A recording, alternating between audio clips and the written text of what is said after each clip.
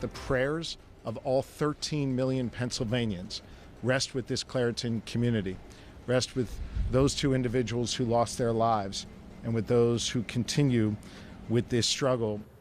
Families and employees at U.S. Steel's Clairton plant now dealing with the impact of yesterday's deadly explosion as the investigation into how it happened gets underway.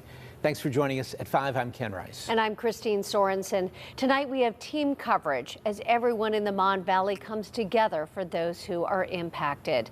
Ross Gadati spoke with the health department on the quality of the air for people living near the explosion. Megan Shin talked with employees returning to the plant today. Shelley Bortz is focusing on how the Steelworkers Union is helping the victims and families. But first we go live to Chris Hoffman. He has updates from the governor and from the head of U.S. Steel. Chris. Ken and Christine, at this point, no timeline on how long this investigation will take, but there is a commitment from U.S. Steel CEO David Burritt that this will be a transparent process. Governor Josh Shapiro says we must get to the bottom of this. This is owed to the people who lost their lives, as well as the people that work in this facility in the Mon Valley. The big question after 2 employees were killed after an explosion at the U.S. Steel plant in Clairton is, how did this happen? Governor Josh Shapiro says while steelmaking is dangerous, no one should lose their life. And we owe them an answer for what happened. We owe them the answers to their questions, and we owe them to never forget the sacrifices that occurred here yesterday. U.S. Steel's CEO David Burritt says the company is working with local, state, and federal investigators on getting to the bottom of what happened. He says the plant is safe while the investigation into what happened with batteries 13 and 14 proceeds.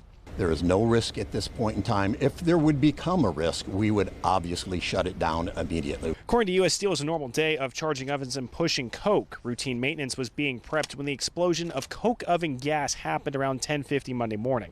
Other plumes of smoke happened later in the day when pressure release valves fired off. As a precaution, batteries 19 and 20 are now offline. They did exactly what they were supposed to do from a safety standpoint. While they don't want to speculate on the investigation, U.S. Steel says there was no warning anything was going to happen. Now, this is not the first incident this year at Clairton. In February, a flaring and fire incident sent 2 people to a hospital. Governor Shapiro says it's too soon to say if his administration needs to step in to do anything with the plant. We have to know what happened.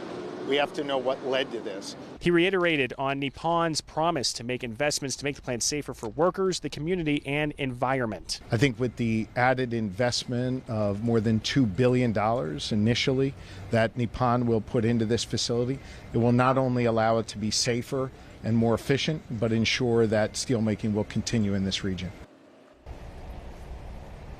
Now, everyone reiterated today that this can never be allowed to happen again.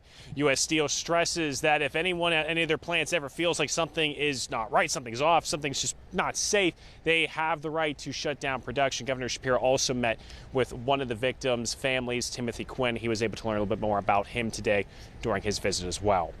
Live in Clairton, Chris Hoffman, KDKA-TV News.